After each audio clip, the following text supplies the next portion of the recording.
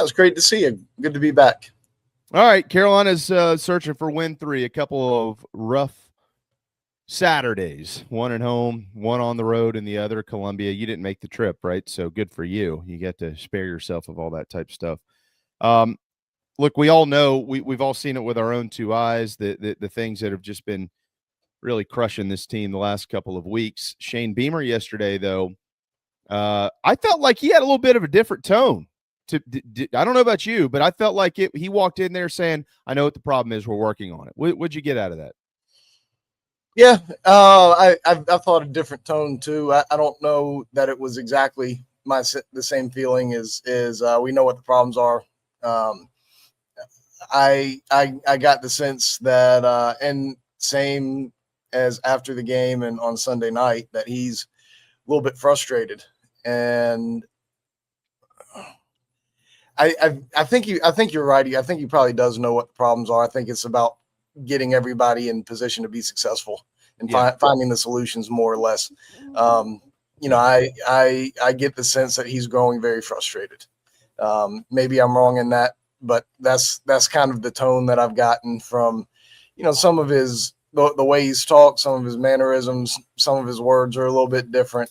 I think he's getting a little bit frustrated, and, I don't know what is going to look different this weekend, and maybe not a whole lot. It's not easy to make a lot of changes in a week when you're game planning and such, but hopefully the team looks drastic. Hopefully it looks good enough to win on Saturday, and hopefully it looks drastically different after the bye week next week.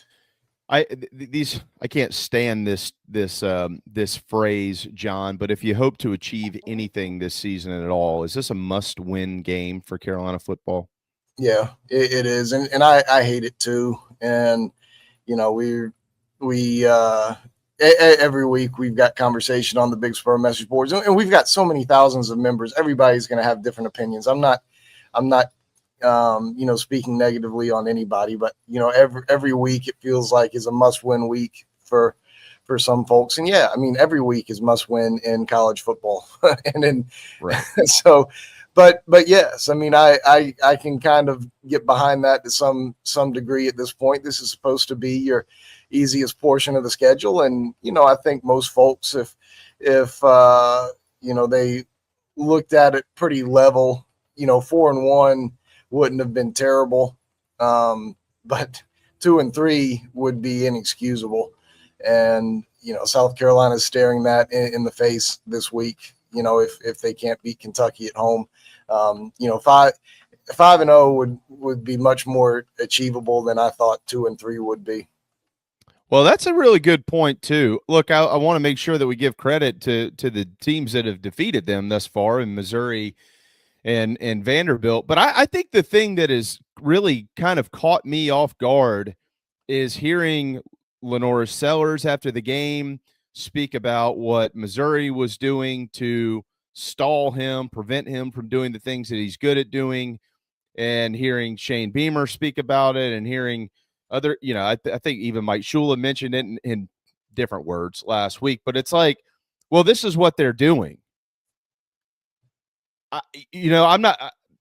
John, I'm not big at firing shots off at players and coaches. You and I've known each other a long time, but when people hear that, to me, the way that I understand it is, we know what they're doing, but we don't know what to do about it.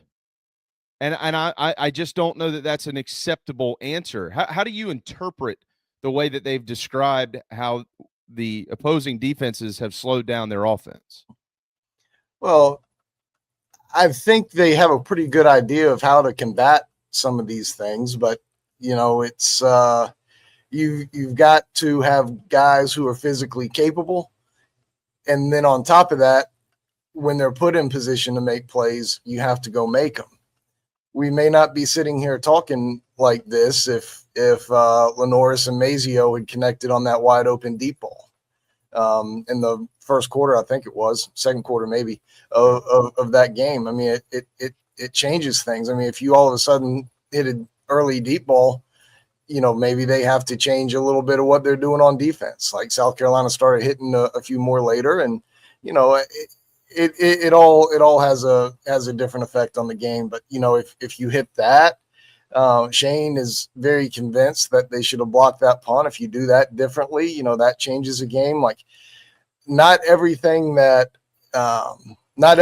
they do is bad from a schematic standpoint. You know, some of it's execution too. You know, you're going to draw up losing plays from time to time, and plays that don't go anywhere. You've got to limit those, but you've also got to limit the times where you don't execute said plays. And you know, South Carolina missed a lot of opportunities, I thought, the other night to make plays that were there. So you know, that's sports, but you got to cut out the amount of those that happen. So you know, but it also comes down to, are the guys capable of performing what they're being asked to do? And if not, then you have to figure out the guys who are, or ask them to do something different. So, you know, we keep seeing an offensive line that is not opening up holes in the run game. And I'll be honest, I don't think it's just the fault of the offensive line and tight ends and whoever else. You know, these running backs aren't breaking tackles either. I mean, you expect to break an occasional tackle and get a few more yards and fall forward, or just fall forward. And, you know, that's not happening either. I mean, the South Carolina's running backs aren't getting the extra yards. So it's a combination of a lot of different things. And, you know, I would anticipate, or I would hope, that South Carolina will be in better position to execute a little bit this weekend. Yeah, I think I mentioned this yesterday, and it was interesting that it came up during the press conference yesterday as well with Coach Beamer. One of the things that has kind of grabbed my attention through 4 games, when you compare it to the group that they had last year that was there, is this is just from being in the ballpark and watching it for 4 straight weeks. That's all. It doesn't mean that I know what I'm talking about. I felt like they were lacking some leadership out there. That's just what it felt like. That's all. Didn't mean they don't have leaders. Didn't mean they don't have good leaders. They might, you know, he kind of went on to explain that yesterday. Like, we've got different leadership than we had last year, you know, but John, sometimes that doesn't work for a certain group. And I think a lot of that too, when you look at penalties, right? You know, penalties have obviously, it's been atrocious. I think Carolina's 127th in the country in penalties committed this year. And just some of the silly things that they do. Generally, you've got peer accountability on the field that kind of helps keep some of that in place. And he mentioned yesterday they're doing some things, and they'll see how it works this week. If it minimizes that, then he'll come back and tell everybody whatever those changes were. What out of that conversation have you gathered, or how have you interpreted that in the last 24, 48 hours?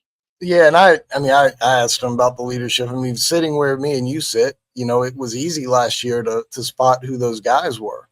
Very easy. And Shane talked about it last spring, like spring 24, in the build up the last season, how strong the leadership was, and named some of the guys, how Demetrius Knight had come in and, you know, grabbed the team by the scruff of the neck. And I mean, we know Debo Williams. I mean, we knew and could see easily who the guys were. And, you know, it isn't easy to see this year from where we sit. And, you know, I asked Shane back in the spring this year of, you know, this time last year, we were talking about these guys and leadership and accountability and all these things. And, you know, who are those guys this year? And he couldn't really name a whole lot of those guys. You know, I don't want to misspeak. I'm pretty sure he talked about Boaz Stanley being one, but now Boaz Stanley's being moved from center to right guard because, you know, he's not communicating well enough. Like it's very different this year. And that's what Shane talked about is different this year. You don't have a whole lot of the vocal guys who are, you know, stepping in and holding, you know, each other accountable. And, you know, any coach will tell you that the best teams have the best leadership in the players. If a coach has to lead, then the team's not going to be very good. Mm-hmm. And any coach will tell you that. And I think that's where South Carolina's sitting right now is they just don't have the guys who are going to, pin you against the locker and make you hold you accountable and make you do it right. Be sure you're doing something right. And, maybe it's there. Maybe it's there. I don't see it. Shane didn't point out anybody yesterday that I recall who has shown that kind of leadership ability at this point. I'm sure there's a couple of guys there, but more need to get more forceful. Yeah, it's and you don't, what you don't want is to try to turn into that guy when everybody knows you as something different. That doesn't make things any better. No. And I'm just being real here. Like, you have to be good. You have to be a good player. You can't be the guy who's, batting 180 in baseball and making an error a game, who's getting in other people's faces, telling them how they have to be better. I mean, you have to be the guy who's out there, who's doing all the right things and playing well. Like, there's a level of ability that you have to be able to have your words mean something. I feel like in most instances. So I think that's where South Carolina is. That's not the totality of the problem. Like, Lenoris has to throw a better ball and Mazio has to make a better catch. But I think it's part of it. Yeah. Well, you brought up a good point. That the play from the 2-yard line. I mean, South Carolina, as bad as they played, they could have won the game, which is crazy. It just goes to show you, it's like, man, golly, if you could just be a little better here and be a little better there, you guys can win any game that's on the schedule.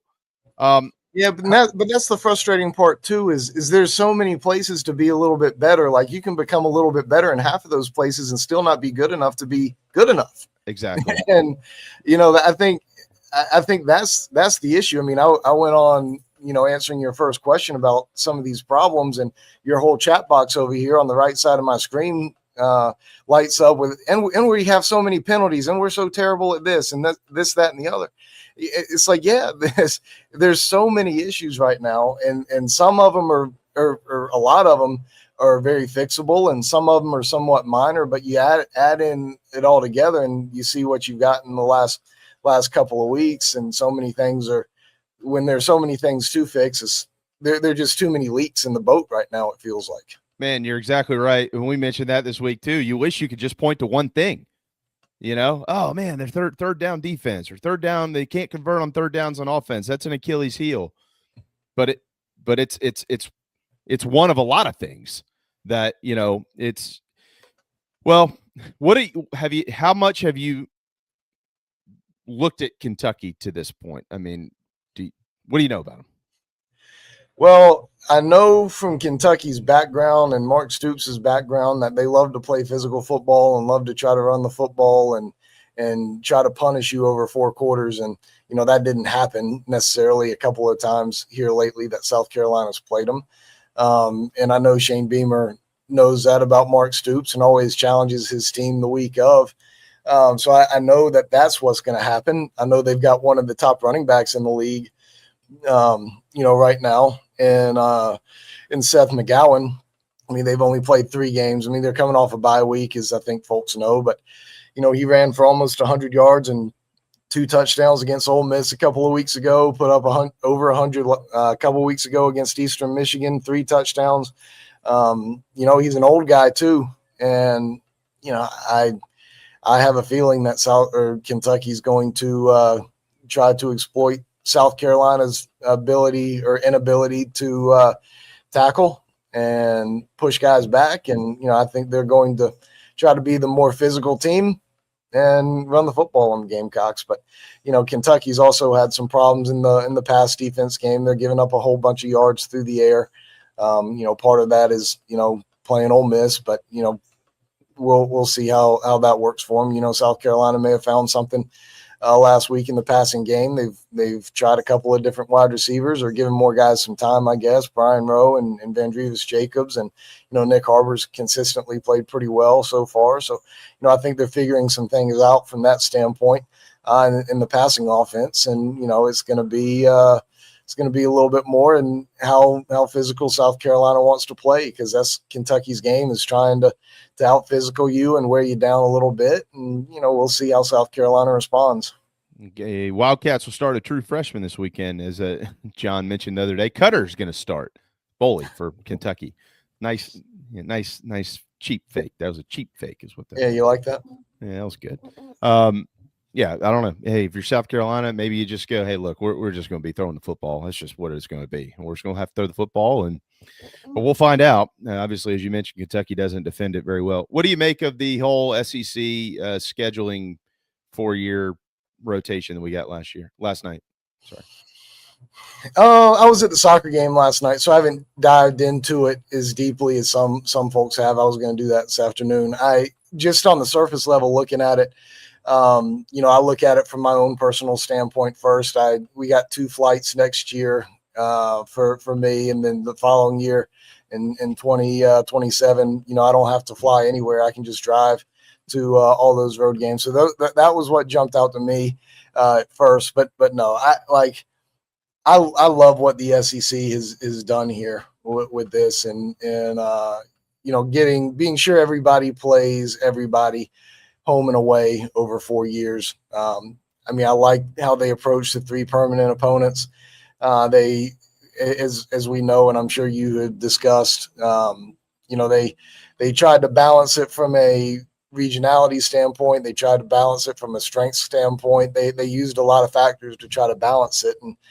And I heard a little bit of what you and Rob were talking about earlier, and I agree wholeheartedly in that it's a fruitless, kind of silly task to try to sit here and evaluate, how good each team is going to be, especially when you start looking out towards 28 and 29. Like, you don't know who's going to be on the team.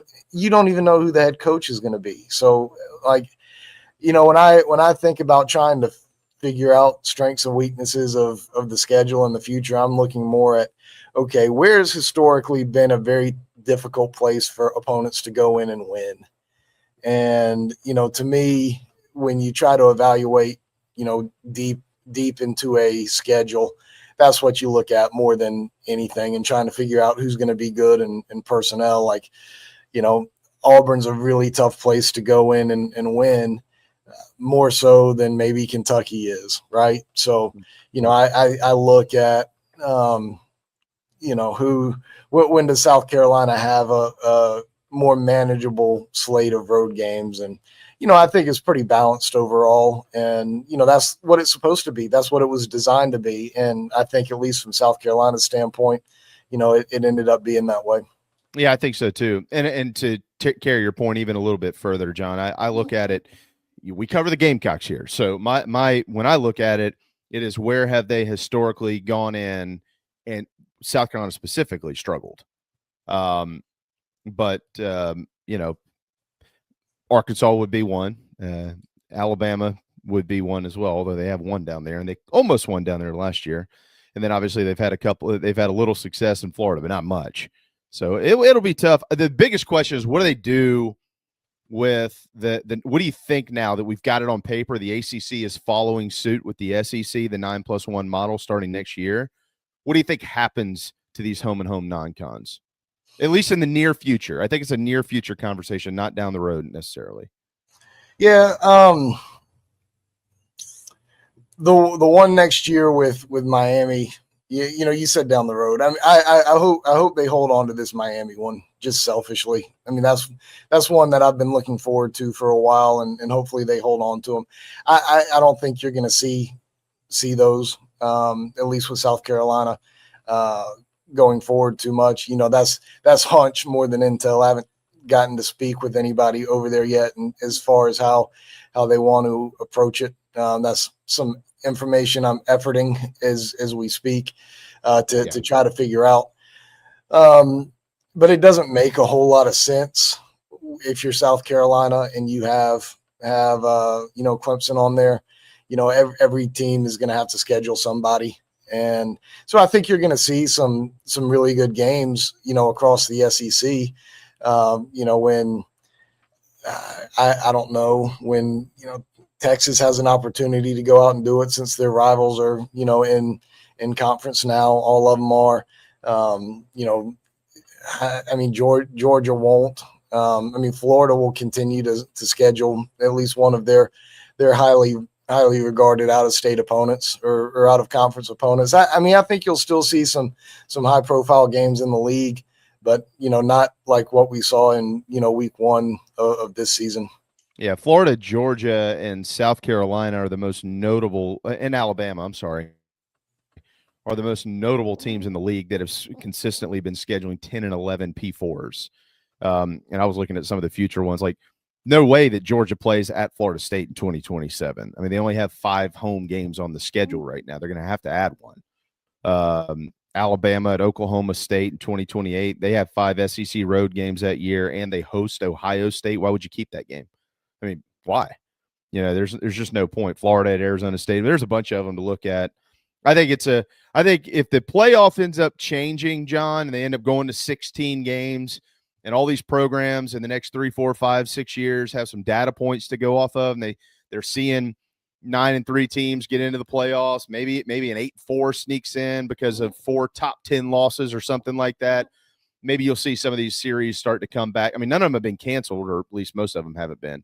But I think you're going to start seeing that, and then maybe down the road you start seeing them reemerge. But none of that has to do with this week. It's Carolina and Kentucky. They'll play at 7:45 Saturday night. Before we let you go, anything else on the Gamecock sports agenda? Baseball, softball, hoops, they're beginning practice. What you got on your mind? Yeah, hoops started yesterday. Men's hoops, women's hoops started on Monday, so they're fully involved and engrossed in their full-time hours. They've been on the court, I think, about 10 hours a week.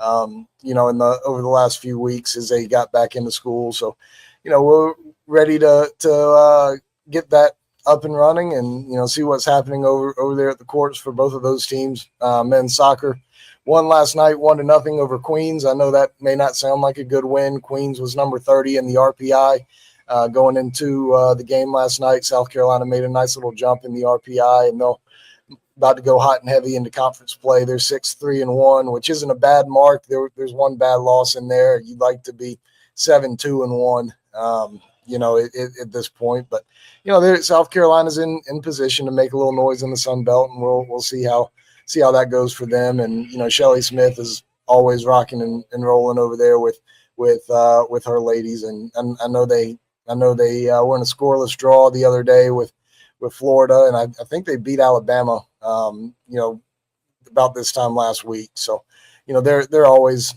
playing well. She's got a machine.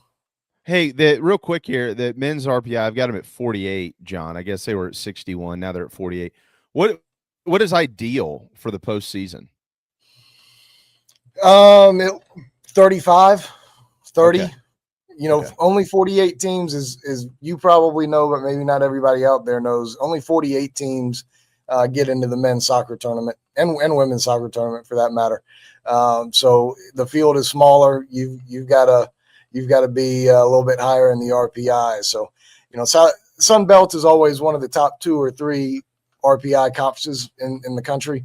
ACC is usually ahead of them or right there. Same with the Big Ten. They're all 3 kind of right there. So South Carolina is going to have an opportunity from an RPI standpoint to get some really good wins. Sun Belt is not a league that I think folks typically think of when they think of college sports as being great, but it is in men's soccer. So they've got some opportunities out there. All right. John, we always appreciate your hard work, brother. We got another late one at Williams-Brice this weekend, so get some sleep.